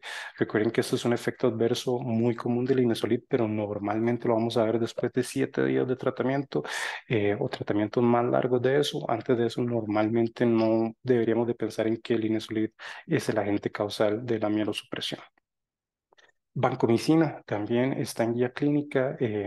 y es uno de los medicamentos que podemos todavía optimizar dosis en pacientes obesos. En mi experiencia, los médicos no tienen tan claro esta dosificación, estas recomendaciones de la guía clínica de la Sociedad Americana de Enfermedades Infecciosas. Lamentablemente, esta guía apareció en junio del 2020, que fue justo cuando todo el mundo estaba hablando de COVID, entonces tal vez pasó por ahí un poco desaparecida, pero en esta dosis se recomienda que la dosis máxima en dosis de carga sea 3 gramos. Todavía es común ver que los médicos no pasen de 2 gramos como dosis de carga máxima, pero la recomendación es 3 gramos y 4,5 gramos al día. De nuevo, vean que la dosificación está muy basada en peso, de 20 a 25 miligramos por kilo y 15 para dosis de carga y 15 a 20 para dosis de mantenimiento. Ahora bien, recordemos que lo ideal es que con vancomicina pase lo que hablábamos antes. Vamos a dosificar con estas recomendaciones inicialmente, pero si tenemos capacidad para medir niveles plasmáticos de vancomicina, debería de hacerse para poder optimizar la dosis lo más rápido posible basada en una área bajo la curva, que como les dije es uno de los temas que vamos a ver en lo que corresponde a paciente crítico. En paciente crítico, esta es una de las gráficas que me parece muy importante que tengamos claro o que las consideremos para entender lo que pasa en estos pacientes. Un paciente crítico, pensemos en paciente de unidad de cuidados intensivos o que está hemodinámicamente inestable y que su vida está en peligro. Entonces, en estos pacientes, cuando no tenemos disfunción orgánica, realmente el tipo de estrategia que utilizamos con los antibióticos realmente no debería cambiar mucho. Si no tenemos problemas renales, problemas respiratorios o problemas cardíacos marcados, pero está severamente enfermo, igual la infección puede manejarse de manera normal. Si tenemos un paciente con shock séptico, ahí las cosas sí cambian importantemente. Recuerden que estos pacientes inicialmente podríamos tener un aclaramiento de la droga aumentado por un aumento en el gasto cardíaco que nos puede llevar a disminuciones plasmáticas de antibióticos. También podemos tener balances de fluidos alterados, podemos tener tercer espacio, podemos tener proteínas disminuidas. Entonces, en estos pacientes, normalmente lo que vamos a tener son concentraciones también de antibióticos disminuidos, que esto tiende a suceder especialmente al inicio del tratamiento. Luego, con el soporte y con la disfunción renal o hepática, más bien nos preocupamos porque a dosis normales tengamos concentraciones aumentadas del medicamento que pueden ser perjudiciales, especialmente si tenemos antibióticos que tengan efectos adversos que nos preocupen mucho, por ejemplo, aminoglucosis o vancomicina, que nos salimos del rango terapéutico podrían ser nefrotóxicos y complicar más la situación del paciente. También el soporte, si tenemos pacientes en hemodiálisis o en ECMO, que ahora está más presente en los hospitales nacionales, pues tener ajustes de dosis en estos pacientes es importante. Lo que también es importante recordar es que si tenemos un paciente críticamente enfermo y le estamos dando dosis subóptimas, pues probablemente no vamos a eliminar la infección y por tanto pueden aparecer también problemas de resistencia a los antimicrobianos. Algo que también es muy importante es que no sé qué tanto saben de las concentraciones mínimas inhibitorias y cómo se definen estas, pero normalmente pasa lo mismo que con antibióticos. No son datos que aparezcan con información exclusivamente de paciente críticamente enfermo. Entonces, no tenemos suficiente información a la hora de usar el medicamento y tampoco tenemos suficiente información con las concentraciones mínimas inhibitorias que nos ofrecen los laboratorios. Entonces, ante esto, normalmente lo que andamos buscando son estrategias individualizadas que nos puedan ayudar a este paciente. Hablando un poco de volumen de distribución, recuerden que cuando un paciente ingresa y está críticamente enfermo, una de las primeras cosas que se tienden a hacer con estos pacientes es administrar fluidos. Em, si esto sucede, normalmente el volumen de distribución va a aumentar Y recuerden lo que les decía antes, cuando tenemos una dosis habitual de antibiótico o una dosis que tal vez no sea la máxima que andamos buscando en cierto antibiótico, podríamos correr el riesgo de quedar subterapéuticos. Entonces, en paciente críticamente enfermo, algo que siempre me gusta recordarles es que al principio, lo mismo que cuando hablamos con paciente adulto mayor, queremos ser agresivos, queremos dar dosis plenas de antibiótico. Em, Normalmente podríamos llegar a pensar que un paciente que en el primero o segundo día de internamiento de una enfermedad severa, le calculamos el claramiento de creatinina y nos da bajo y queremos sugerir disminuir dosis, pero de nuevo, recuerden que si estamos empezando el tratamiento, lo ideal es en los primeros 24, 48, inclusive las primeras 72 horas, no se ajusten dosis de tratamiento de antibiótico de los pacientes y ya en la fase de mantenimiento, después de ese tiempo, cuando el paciente ya esté en una fase más de equilibrio de las intervenciones que realizaron los médicos, ahí sí pensemos en ajustar dosis, que es básicamente lo que venía por acá. Lo que también es muy importante es que muchas veces evaluamos para bajar la dosis y olvidamos que cuando la función renal del paciente mejora, tenemos que volver a recomendar aumentar las dosis y es algo que en ocasiones los médicos olvidan, por lo cual también tenemos que estar pendientes no solo de la disminución de la dosis, sino que si el paciente empieza a retomar su función renal basal, podríamos pensar en que la dosis se va a aumentar. Como les decía, hay recomendaciones también específicas para pacientes que estén en distintos tipos de hemodiálisis y también en la parte de ECMO hay recomendaciones específicas que también en bases de datos podemos consultar. Infusión extendida de talactámicos es el tema que teníamos por ahí pendiente y que ha aparecido en varias de las recomendaciones en obesidad, también en adulto mayor y en paciente críticamente enfermo son una de las estrategias que podemos utilizar en antibióticos beta-lactámicos para mejorar su efecto. Esta es una figura que trata de explicar qué es lo que queremos decir con los diferentes tipos de infusiones. Una infusión intermitente normalmente va a ser cualquier cosa que consideremos entre el push y 1 hora y media después de, bueno, 1 hora y media de infusión. ¿Qué es lo que sucede con este tipo de infusión intermitente? Si la ven por acá, en la que está en color gris, básicamente, y esto de nuevo es solo una representación, vamos a aumentar la concentración y va a caer, pero vean que el tiempo que esta concentración está por encima de la MIC va a ser menor a si hacemos una infusión prolongada. ¿A qué le llamamos infusión prolongada?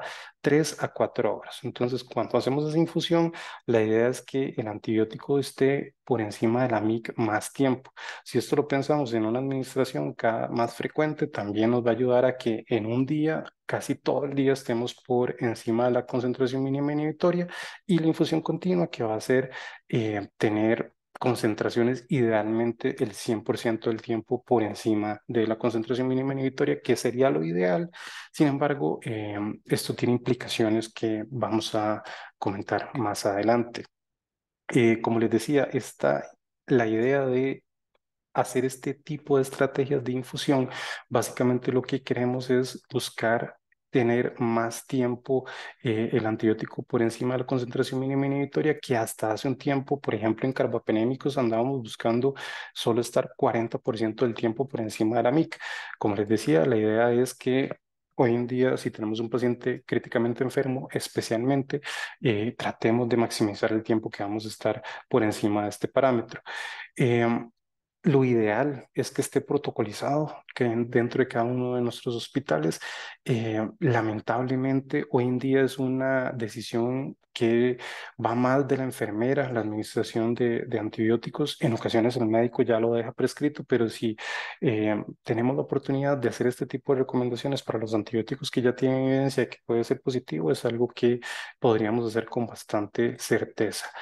La infusión de extendida de talactámicos en muchos estudios ha encontrado índices de cura clínica aumentado, tiempo de hospitalización disminuido y mortalidad disminuida. También hay algunos estudios, no traje un estudio que salió el año pasado, pero que se hizo en Europa, un estudio multicéntrico que de primera entrada parecía bastante bien diseñado. De hecho, fue publicado en Lancet, pero cuando ya empezaron a hilar un poco más fino en el estudio, se dieron cuenta que había muchas variables que no se habían tomado en cuenta que pudieran haber afectado los resultados, que básicamente el resultado principal fue que no encontraron diferencia entre infusiones extendidas e infusiones convencionales.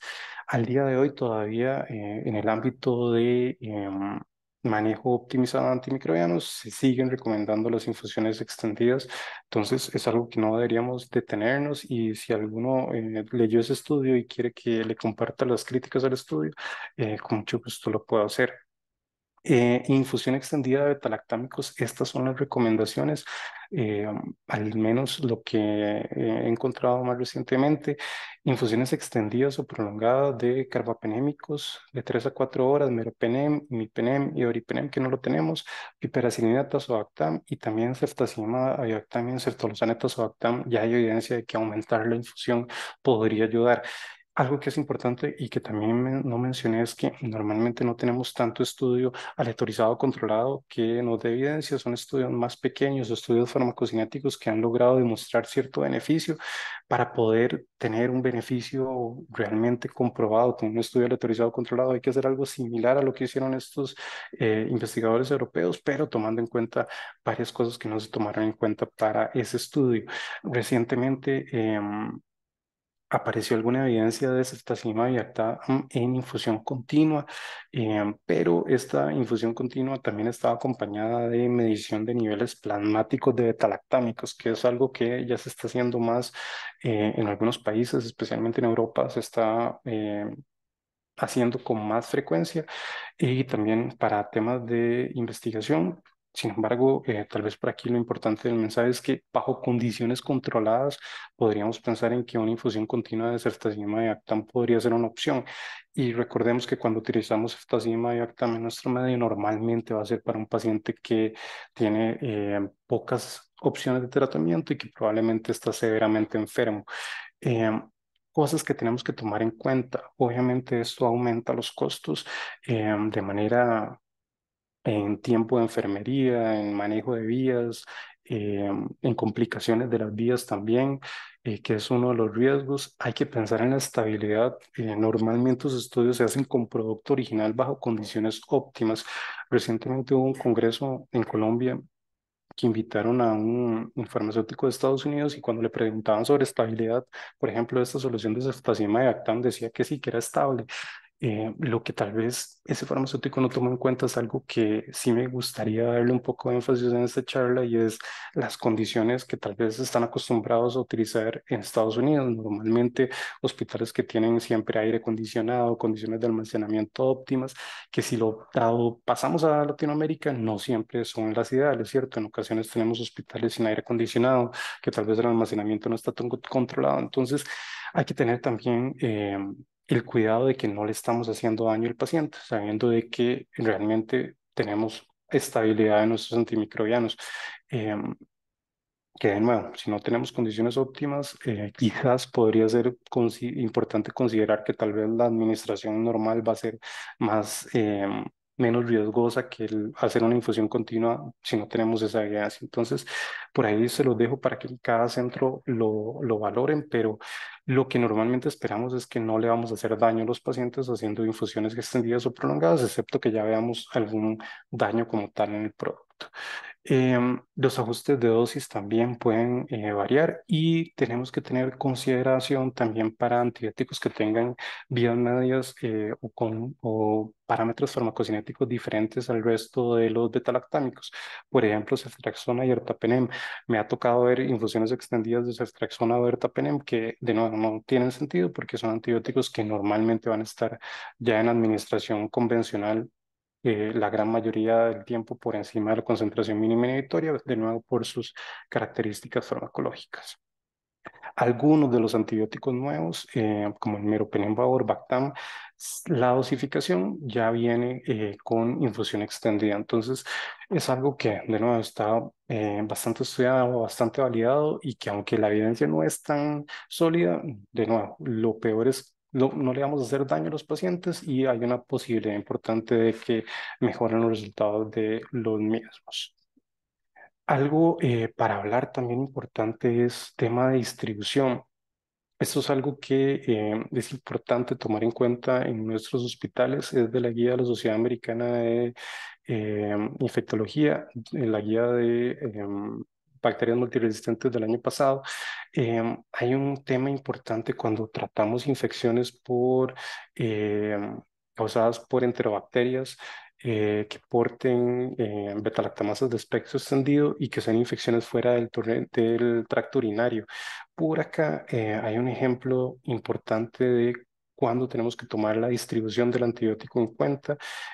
Acá se recomienda que si tenemos estos pacientes de nuevo que tengan una infección fuera del tracto urinario, eso quiere decir en cualquier otro lugar que no sea el tracto urinario y que tengan una beta-lactamasa de espectro extendido, el tratamiento más adecuado sería meropenem, imipenem cilastatina y ertapenem tenemos que tomarlo en cuenta solo si tenemos pacientes hemodinámicamente estables y que no tengan, es decir, que no estén críticamente enfermos y que no tengan hipoalbuminemia.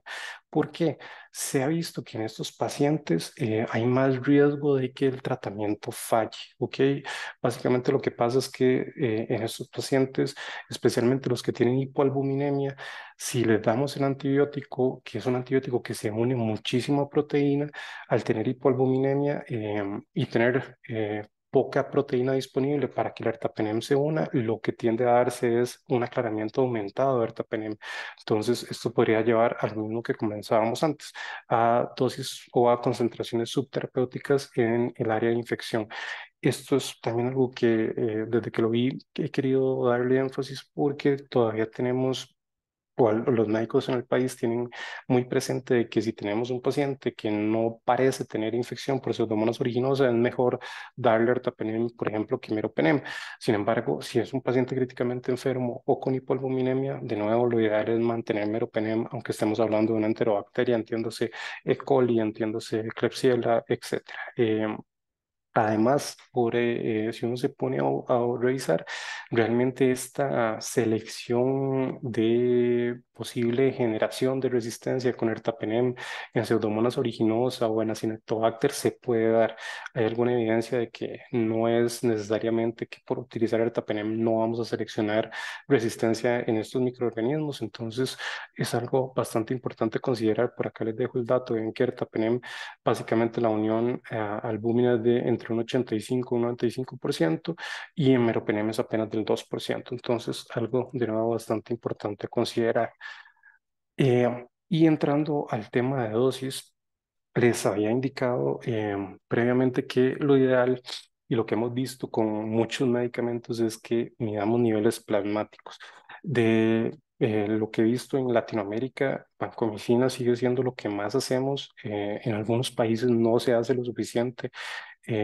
Por lo mismo, por lo que les mencionaba antes, es un tema muy farmacéutico que no a todos los médicos les interesa hacerlo, entonces en ocasiones dan dosis convencionales de vancomicina o prefieren evitar vancomicina y utilizar otros antibióticos como linezolida o daptomicina. Sin embargo, si podemos hacerlo, realmente vancomicina es un antibiótico que puede funcionar de bastante buena forma. La guía del 2009 de uso de vancomicina decía esto, y es algo que debemos de conocer para poder entender cómo ha ido evolucionando el uso, el monitoreo terapéutico de la concentración de vancomicina. En la guía del 2009, vean que teníamos un nivel de evidencia 2 y un grado de recomendación B, que realmente no es lo que andamos buscando en una guía clínica, pero lo que decía era que básicamente íbamos a tomar un nivel plasmático de vancomicina y esto se iba a utilizar como un marcador subrogado para la determinación del área bajo la curva. No sé qué tan común sea esta palabra para todos, pero básicamente lo que quiere decir es que extrapolábamos, tomábamos un nivel plasmático de vancomicina y extrapolábamos que si el paciente tenía una concentración entre 15 y 20, probablemente iba a tener un área bajo la curva de aproximadamente 400 o más. Tal vez puede quedar un poco más claro si lo vemos de esta forma. Básicamente, lo que recomendaba la guía en el 2009 era que tomábamos un nivel plasmático en el valle. Recuerden que el valle es la concentración de medicamento que vamos a tomar antes de la siguiente administración. Normalmente esto va a ser la hora antes, dentro de la hora antes de la siguiente administración de antibiótico. que es todo un reto hacerlo. Para aquellos que lo hayan hecho es bastante complicado coordinar que enfermería y laboratorio tomen la muestra a tiempo, por lo cual hay que estar muy encima de este tema. En la guía del 2009 recomendaban estar en el estado estacionario y si encontramos un nivel en el valle entre 15 y 20, extrapolábamos a que el área bajo la curva iba a ser mayor a 400, que esto se asocia a un bajo riesgo de nefrotoxicidad. Y recuerden que la meta farmacodinámica o farmacocinética farmacodinámica era tener área bajo la curva sobre la MIC mayor a 400.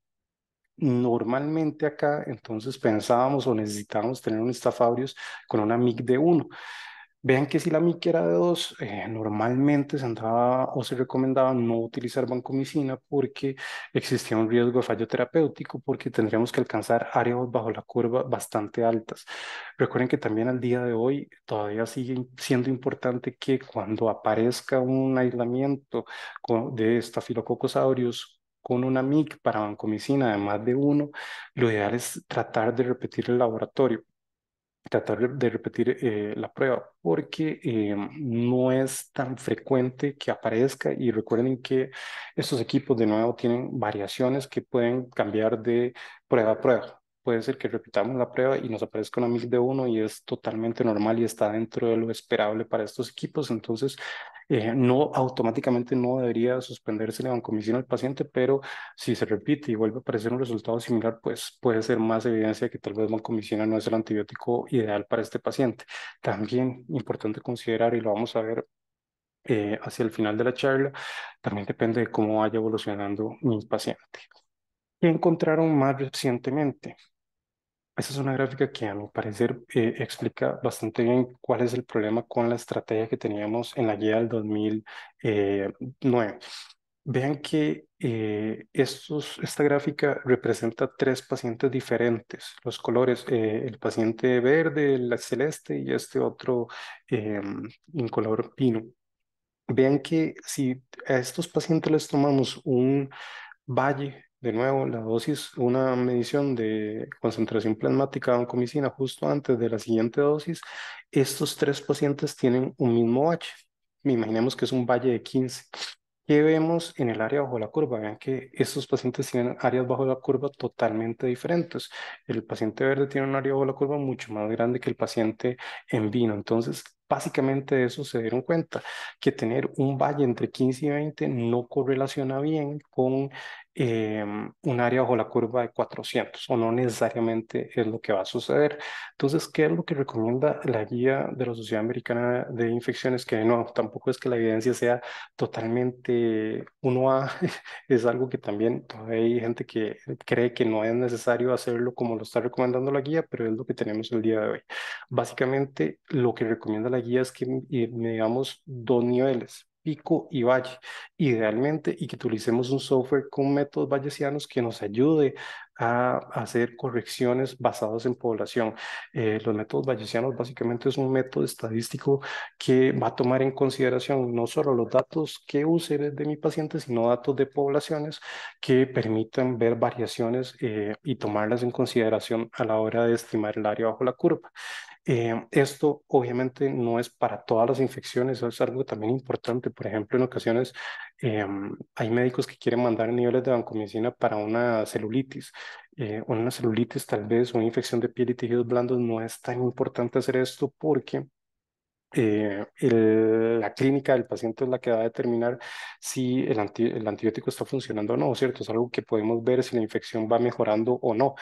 Diferente si tenemos un paciente con una bacteremia, donde sí es mucho más difícil estimar rápidamente si mi paciente está en las concentraciones óptimas o no.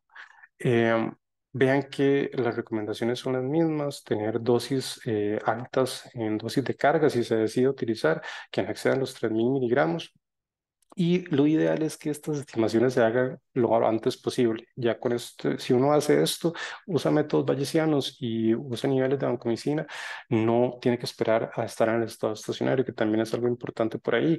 Hay recomendaciones de infusión continua, que eso puede hacer más sencillo medir los niveles, que es algo que de nuevo es bastante complicado poder coordinar.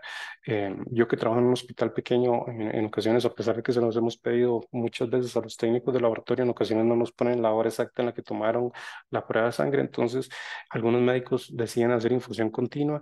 eh, que en la infusión continua, básicamente lo que andamos buscando es encontrar concentraciones entre 20 y 25 miligramos por kilo. Que si esto normalmente lo vamos a estimar o vamos a asumir que es la concentración que vamos a tener por hora, y si lo multiplicamos por 24 van a ver que anda entre 400 y 600, que es la misma meta área bajo la curva, sobre la que ya tenemos. Entonces, es una opción. Lo que es importante es que también hay que considerar la estabilidad. Vancomicina, la que tenemos en el país o las que se manejan normalmente en el país, si uno revisa el inserto, la estabilidad no da para hacer infusiones continuas. Sin embargo, hay algunos médicos que lo hacen. Entonces, se corre cierto riesgo en los pacientes, pero si estamos viendo niveles plasmáticos, pues si aparece, uno esperaría que se detecte de manera adecuada vancomicina. Lo ideal es hacer alguna prueba de estabilidad acá en el país que nos permita saber si realmente esa vancomicina es estable en 24 horas. Y lo de obesidad ya lo habíamos mencionado previamente. Hacer este monitoreo terapéutico de vancomicina se puede hacer a través de diferentes herramientas. Esto es una tabla que viene de esta página de MadID. En esta página pueden encontrar guías, pueden encontrar calculadoras, comparación de calculadoras diferentes, educación a través de videos y preguntas. Si les interesa entrar un poco más en detalle con esto, se puede encontrar mucha información en esta página. Como les decía, hay diferentes estrategias, no solo el método bayesiano, esto como les decía es lo que viene en la guía o la infusión continua. Em, También se puede hacer con el método de trapezoides. Sin embargo, de nuevo lo que dice la guía son métodos bayesianos o infusión continua. Hay videos inclusive en YouTube de cómo hacer esto, entonces por ahí les dejo también uno que está basado en el método de trapezoides.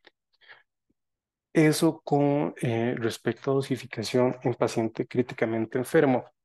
Les dije que también quería hablar un poco de administración y de duración de antibióticos.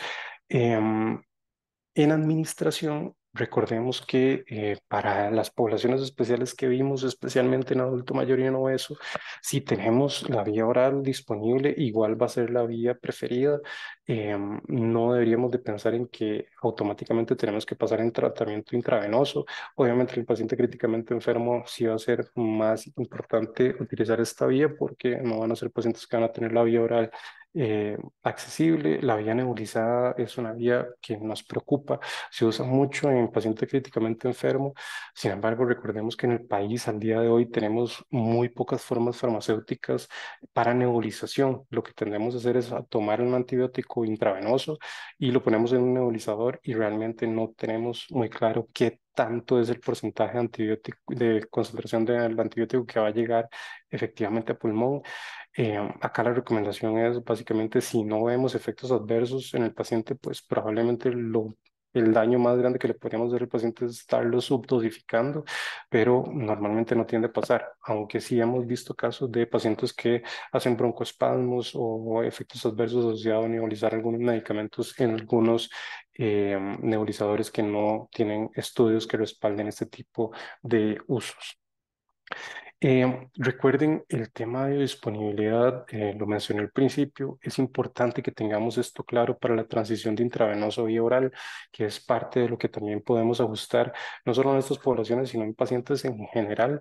Andamos buscando obviamente que tengamos buenas biodisponibilidades. Vean que para algunos medicamentos andamos cerca del 100%, como levofloxacina, linezolid, doxiciclina, clindamicina, ciprofloxa, todos estos andan por arriba del 75%, entre 50 y 75% amoxicilina y ampicilina y menor al 50% a amoxia, cipromicina, cefixima y cefuroxima. No quiere decir que porque tengamos una disponibilidad menor al 50% no podamos hacer la transición de intravenoso y oral, pero obviamente también hay que considerar el caso en particular. Si es una infección que ya resolvió y que tal vez el paciente ocupa unos días más de antibióticos, se podría pensar en utilizar alguno de estos antibióticos. Algunos no tendrán la mejor biodisponibilidad, pero tienen vías de media muy largas. Por ejemplo, la citromicina, recordemos que tiene una vía media de 60 y resto de horas, creo que son 68 horas en promedio, entonces es un antibiótico que también podríamos utilizar. ¿Cuándo podemos considerar transición de intravenoso a vía oral? Les decía que entre más rápido sea posible hacerlo mejor, pero de nuevo hay que tener algunas condiciones que ya están protocolizadas, que es recomendaciones como que ya al menos se hayan dado 2 días de tratamiento intravenoso si el paciente lo requería, tolerar los fármacos orales durante 48 horas, que el paciente no tenga alguna enfermedad que afecte la absorción gastrointestinal, que ya esté hemodinámicamente estable y que clínicamente esté respondiendo al tratamiento que se le inició. ¿Por qué queremos hacer esas transiciones de intravenoso a vía oral? Recuerden que las vías complican el manejo del paciente, se pueden infectar, pueden hacer flebitis, pueden hacer embolismos y también por acá seguro, pero en algunos pacientes genera exceso de administración de fluidos, que puede ser preocupante para algunos pacientes dependiendo de patologías de fondo que tengan como falla cardíaca o disfunción renal. En cuanto a duración de tratamiento, algo que también es muy importante es que andemos buscando también, no solo en poblaciones especiales, sino en todos los pacientes, hacer tratamientos reducidos. No sé si habían escuchado esto, pero la gran mayoría de los antibióticos los dosificamos o la duración del tratamiento que dejan los médicos anda entre 5 o 7 días, o 10 o 14 días, o 21 días. Normalmente van en términos de la semana. Y aparece esto de Constantino porque Constantino fue el que definió que la semana tuviera 7 días en algún momento. Y esa es básicamente la razón por la que usamos antibióticos con esos tiempos. Hoy en día hay más evidencia de que podríamos utilizar tratamientos más cortos en algunas infecciones. Esto es de un infectólogo de Estados Unidos que se llama Brad Spellberg, que tiene una página donde normalmente actualiza según van apareciendo estudios aleatorizados controlados que comparan tratamientos cortos versus tratamientos largos y lo que normalmente se tiende a encontrar, no en todas las infecciones, pero en muchas, es que el resultado es el mismo. Por ejemplo, en neumonía adquirida en la comunidad, tratar entre 3 a 5 días es muy parecido. En 10 estudios aleatorizados controlados se ha mostrado que es igual a 5 a 14 días. De nuevo, en nuestro país en particular es un reto importante porque eh, los médicos están acostumbrados a prescribir antibióticos por tiempos prolongados, especialmente si el paciente requirió hospitalización, que me imagino que lo han visto, que el paciente usa antibiótico mientras está en el hospital y cuando egresa usa más antibiótico por vía oral. La idea de lo que les mencionaba previamente y esto es tratar de hacer esa transición en la hospitalización para que cuando el paciente egrese no se extienda tanto el tiempo de tratamiento. Para ir finalizando, les quería mencionar algunas preguntas que son muy importantes a la hora de seleccionar antibióticos empíricamente, tanto en poblaciones generales como en poblaciones especiales, que son cosas que tenemos que tomar en cuenta para poder optimizar tratamientos. Entonces, de nuevo, recuerden que empírico es cuando no tenemos claro cuál es el microorganismo causal de la infección. Em, Primero, ¿cuál es el lugar donde se sospecha se tiene la infección? Es muy importante, en algunos casos es muy claro, en otros casos no lo es. Cuando se tiene esa idea, qué patógenos son los más comunes de encontrar en esas zonas anatómicas, cuáles son pocos comunes y si tenemos acceso a pruebas diagnósticos rápidas, los factores de riesgo del paciente son muy importantes. Es algo que tenemos que considerar, por ejemplo, ser parte de una población especial o de riesgo como las que hemos estado conversando el día de hoy. Y esta pregunta es una que quiero que le pongamos bastante atención. ¿Qué tan enfermo está el paciente y si se puede correr o no el chance de fallar? Eso es importante para dosificación, es importante para selección. Eh, ¿Qué tan enfermo esté mi paciente? Especialmente si está críticamente enfermo. De nuevo, recuerden que aquí sí queremos utilizar antibióticos de amplio espectro a dosis altas con la idea de que tengamos menos chance de fallar. Y de las cosas que en ocasiones me dicen los infectólogos es que eh, en ocasiones a los farmacéuticos se nos olvida esta parte y queremos ajustar dosis o queremos no despachar antibióticos de amplio espectro de entrada, que recordemos que de nuevo, si el paciente está críticamente enfermo, queremos ser agresivos y queremos utilizar antibióticos de amplio espectro siempre y cuando después se ajuste la dosis según las condiciones de mayor estabilidad del paciente y se use por poco tiempo. Y obviamente, cuáles son las características farmacocinéticas y farmacodinámicas de mi paciente, posibles efectos adversos y la parte de interacciones. Por último, ¿qué indican las guías clínicas o bases de datos? Estas tres son preguntas fundamentales que, de nuevo, siempre que vayamos a despachar un antibiótico o a ayudar a iniciar un tratamiento, son cosas que debemos de tomar en consideración. Los factores de riesgo para bacterias multiresistentes son todo un tema. Muchas veces también se tiende a abusar de esto porque un paciente es adulto mayor y ya ha estado hospitalizado hace 2 años. Podríamos pensar que tal vez algún médico justifique utilizar antibióticos de muy amplio espectro. Tal vez es un menos importante y es más importante qué tan enfermo esté mi paciente. De nuevo, recuerden que es mucho más importante esto que pensar en factores de riesgo, a menos que ya tengamos un paciente que sí tiene evidencia de haber tenido hace poco tiempo una bacteria multiresistente que le causó algún problema. Lo ideal es que validemos los factores de riesgo. Hay algunas tablas que dicen hay riesgo aumentado de estafilococos aureus o de betalactomasas de espectro extendido en estos grupos de pacientes. Si tenemos esa información dentro de los hospitales, lo ideal es que tratemos de validarla. Es decir, estos pacientes que tienen sus factores de riesgo, ¿qué porcentaje de pacientes aparecieron con bacterias multiresistentes? Es un ejercicio que podemos realizar dentro de nuestros hospitales. Lamentablemente la parte de guías clínicas es algo que seguimos careciendo en la región, es algo que de una manera u otra se está estimulando a que se desarrollen, pero lamentablemente tenemos pocas que nos ayuden a elegir antibióticos de manera empírica, de manera segura y que también hagan más sencilla la labor, por ejemplo, de los médicos y también de los farmacéuticos. Si tenemos una guía clínica en la cual nos podamos basar para ajustar tratamientos, sería más sencillo poder justificar a un médico: no vamos a despachar este antibiótico porque no está dentro de las recomendaciones de las guías. Lamentablemente no las tenemos. Ahora, tratamiento definitivo. Eh, Algo muy importante es tomar en cuenta si el reporte de la prueba de sensibilidad es apropiado. Eh, Al igual que las malas prescripciones o los malos despachos, también podemos tener malos reportes de laboratorio. Y eso es difícil poder identificarlo si no tenemos mucha experiencia con pruebas de sensibilidad, pero normalmente hacemos una prueba de sensibilidad que tiene más de 10 antibióticos. Es una prueba que probablemente se reportó mal, porque lo ideal es que hoy en día reportemos solo los antibióticos que realmente le pueden ayudar al paciente. Em, También cómo se interpretan estos resultados de la concentración mínima inhibitoria cada día se hace más complejo. Saber cómo interpretar si un antibiótico se puede utilizar dependiendo si aparece como sensible, intermedio o resistente es un tema que hay que llevar cursos para poder interpretarlo de manera adecuada. Aparecen a cada rato hoy en día, entonces les recomiendo bastante poder estudiar por aparte este tema. Una vez que se tienen estas pruebas, es necesario mantener, escalar o desescalar el tratamiento. Es algo también muy importante a determinar. Obviamente, el tema de hoy: cuáles son las características farmacocinéticas y posibles efectos adversos del antibiótico a elegir. Y esta pregunta tal vez es la más importante: ¿cómo está evolucionando el paciente?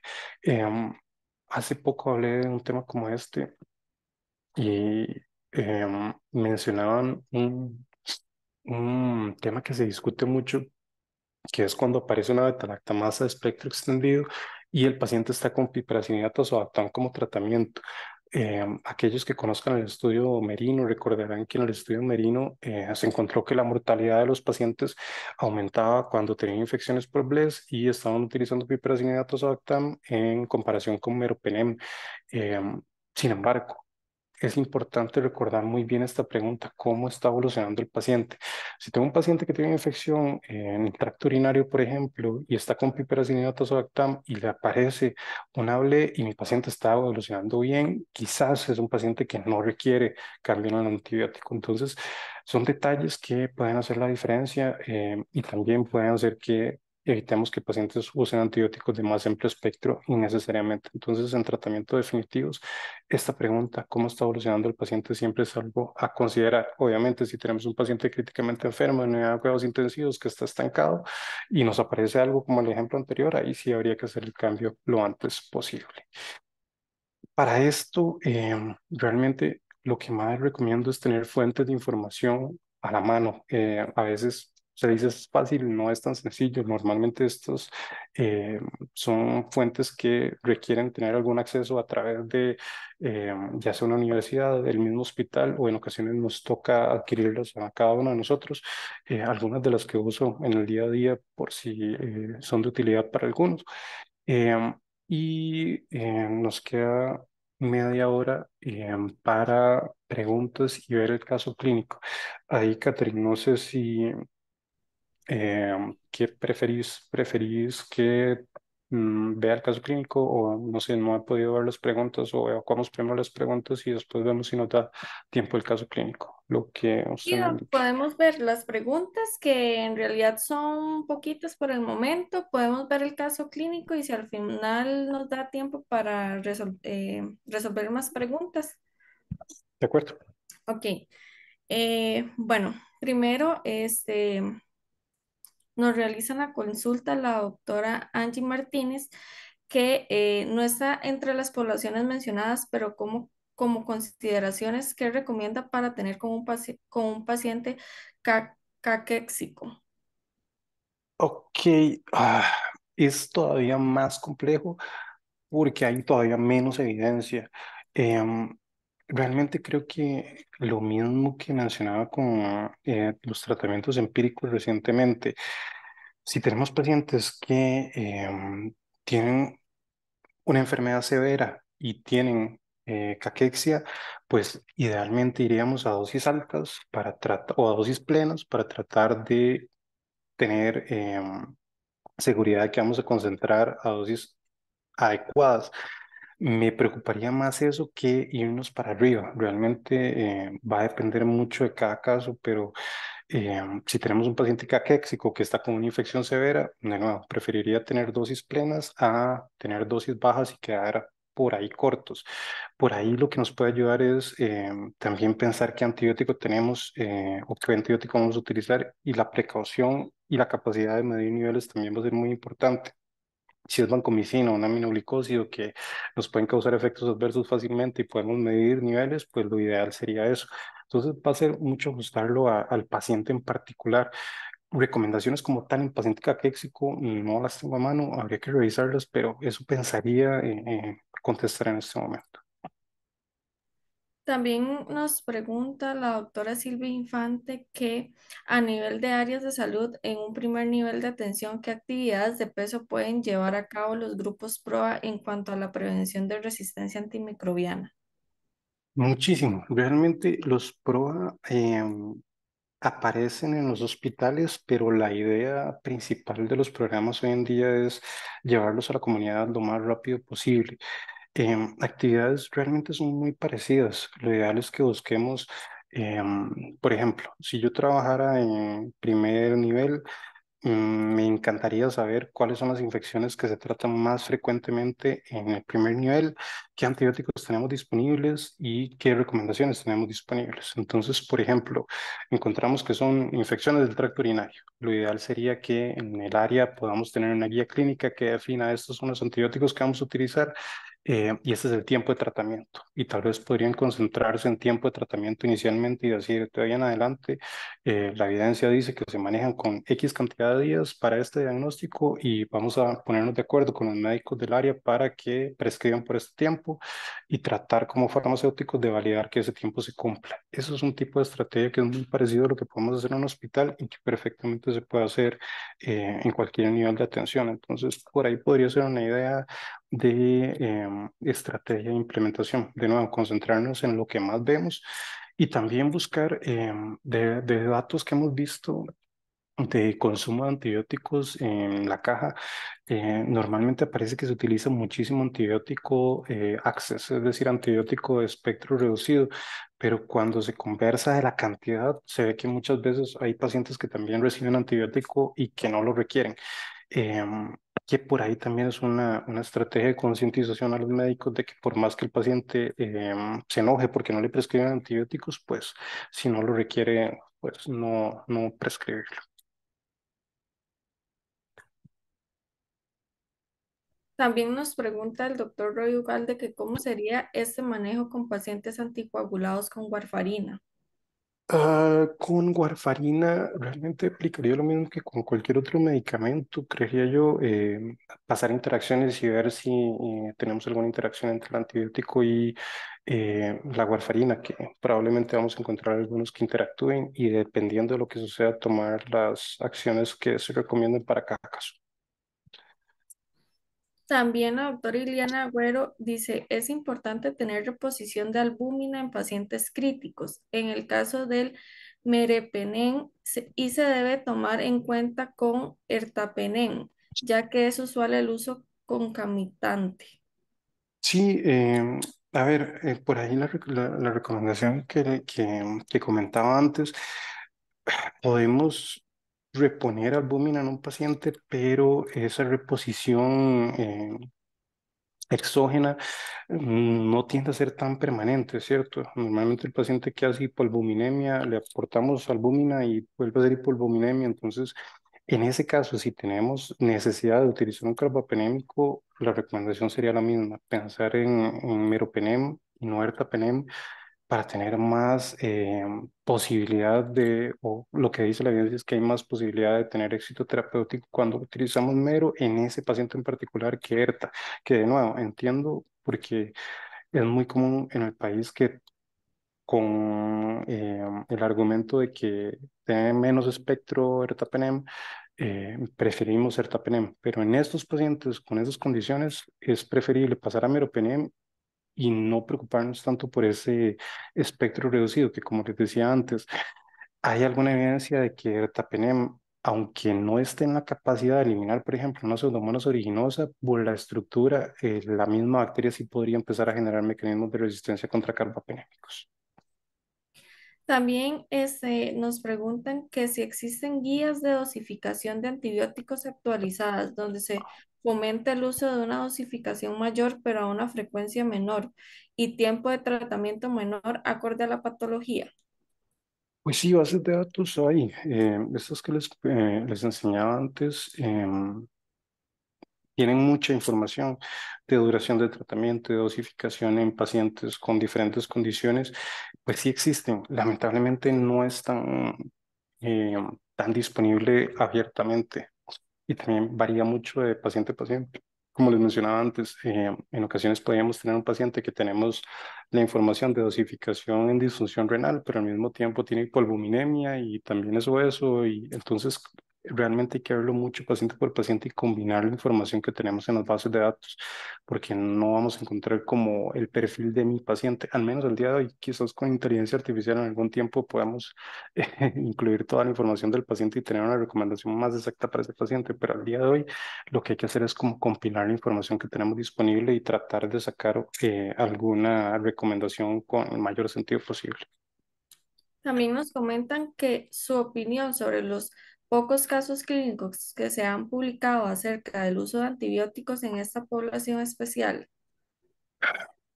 Realmente es muy difícil cuando se hace investigación eh, encontrar primero recursos.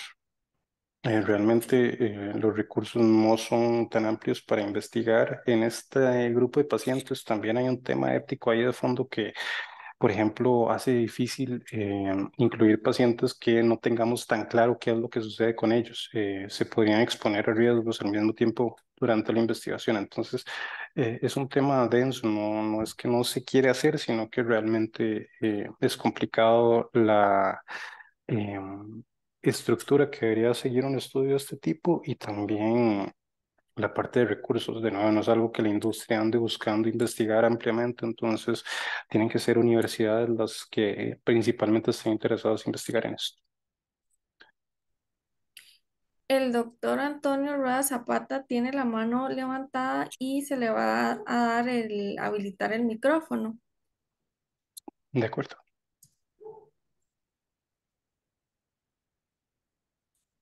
Doctor Rueda ya tiene habilitado su micrófono.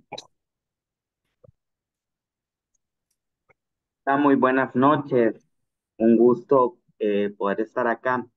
Cuéntame cómo es posible poder implementar PROA en lo que es farmacia comunitaria o si esto puede funcionar de esta manera. Sí, sí es posible hacer esfuerzos de optimización de antimicrobianos. Inclusive podría caer desde el concepto de PROA. A ver, lo que se recomienda globalmente es que en el país debería existir un PROA nacional. Es decir, deberíamos de tener un grupo de personas, por ejemplo, en el caso de Costa Rica, en el Ministerio de Salud, que conformen este programa de optimización de antimicrobianos nacional y que eh, vayan bajando recomendaciones y vayan bajando información para que las farmacias, por ejemplo, puedan implementar cosas. Cosas tan sencillas como guías clínicas, lo que les decía antes. Sabemos que en Costa Rica lo que más tenemos es infecciones del tracto urinario, neumonías, infecciones de piel y tejidos blandos.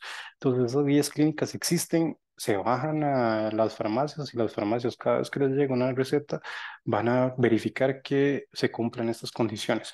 Eso puede suceder en el mediano plazo en el país, realmente no es tan complicado, podría suceder. Eso pensando en lo ideal, en farmacia comunitaria, en las condiciones actuales, realmente tiende a ser complicado, pero es posible hacer cosas como lo mismo, recomendación para pacientes que no tengan tan claro un diagnóstico o que no tengamos tan claro qué es lo que desea hacer el médico, tratar de indagar un poco más. En ocasiones no le preguntamos al paciente qué diagnóstico es y a veces se utilizan antibióticos de muy amplio espectro para cosas muy sencillas. Por ejemplo, en el hospital hicimos un proambulatorio hace poco y empezamos con infecciones del tracto urinario y nos dimos cuenta que muchos de nuestros pacientes en el 2022 estaban utilizando ciprofloxacina para infecciones del tracto urinario no complicadas. Eso es una intervención que un farmacéutico de comunidad puede hacer. Si el paciente tiene cistitis y le preguntamos cuál es el diagnóstico y lo que tiene es una cistitis, no requiere el fluoroquinolones. Y eso está descrito en muchísima literatura. De ahí al paso siguiente podría ser conversar con el paciente o conversar con el médico, que ahí es, depende mucho de cada colega qué es lo que se puede hacer, pero son esfuerzos que se pueden hacer de manera relativamente sencilla. De nuevo, tal vez lo que sí tenemos que estar es seguros de que la evidencia que estamos utilizando para hacer la recomendación sea evidencia que eh, sea confiable y de nuevo, también qué tanto queremos consultar al paciente y cuestionar a los médicos sobre su prescripción. Muchísimas gracias. Buenas Con noches. gusto. Buenas noches. También nos mencionan, doctor, que en pacientes muy críticos para decir que ha evolucionado favorablemente a un antibiótico, ¿cuánto tiempo mínimo debería haber estado con ese antibiótico? Uno escucha que a veces le dan un par de días y si no mejora drásticamente, ya lo cambian a otro, pero hay que recordar que es un paciente muy crítico. Sí, realmente no está estipulado cuánto tiempo debemos esperar para ver un resultado. Y hay algunos médicos que tienden a desesperarse y en pocos días vemos 8 días de antibióticos. Cuando las cosas son manejadas por un infectólogo, normalmente pensamos en 48 horas o lo que vemos en 48 horas para tomar una decisión en cuanto a un cambio, a menos que aparezca alguna evidencia microbiológica de que algo no está bien. En ocasiones se usan algunos marcadores de manera inapropiada. Por ejemplo, la proteína C reactiva o la procalcitonina diaria realmente no es una práctica estándar que se recomiende a nivel mundial, pero en ocasiones en Costa Rica lo vemos, que un paciente tiene una PCR hoy de 150 y mañana de 200 y eso normalmente no indica o no necesariamente indica que el antibiótico no está funcionando, sino que la respuesta inflamatoria varía de paciente a paciente. Puede ser que después de eso ya empecemos a ver disminuciones. Entonces, a ver, no es algo que esté escrito cuándo hay que decir no está funcionando o cuándo sí está funcionando, pero lo que más o menos vemos son esas 48 horas para tomar decisiones, de nuevo, a menos que aparezca alguna evidencia microbiológica de que necesitamos cambiar el antibiótico.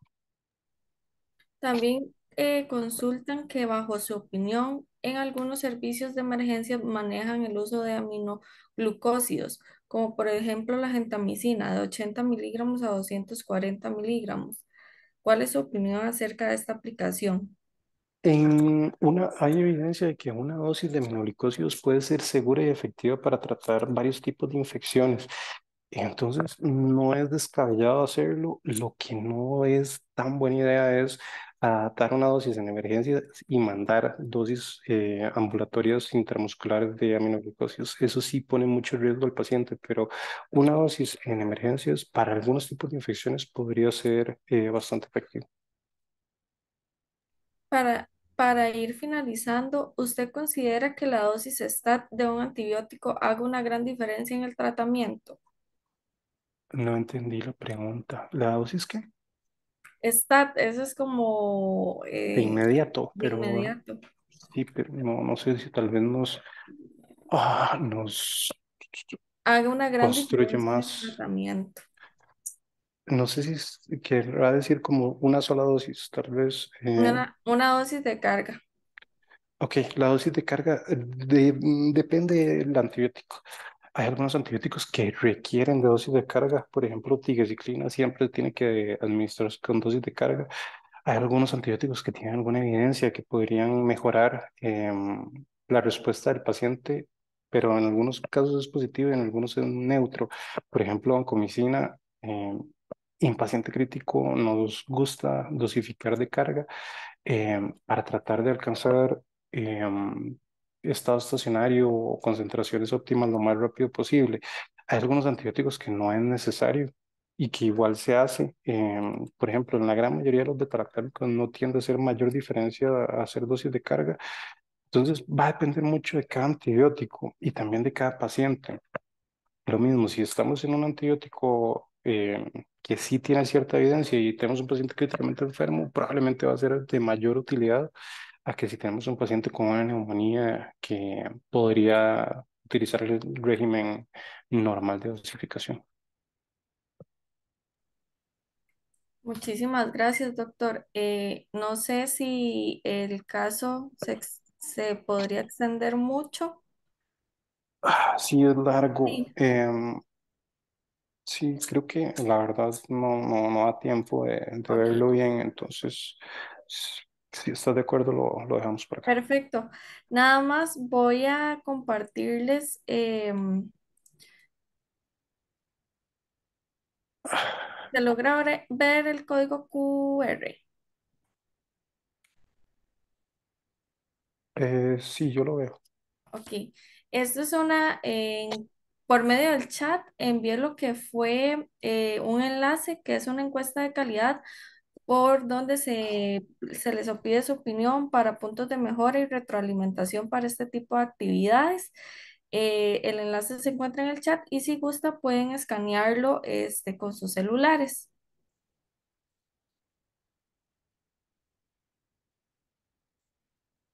Y ya para finalizar, agradecerles a todos por la participación de este webinar, instarlos a seguir en una constante educación continua a lo largo de su trayecto profesional, agradecerle además al doctor José Pablo Díaz por compartir sus conocimientos y su experiencia con el tema y que pasen una buena noche a todas y a todas. Muchísimas gracias, doctor, y a todos por conectarse. Buenas noches y con mucho gusto. Hasta luego. Hasta luego.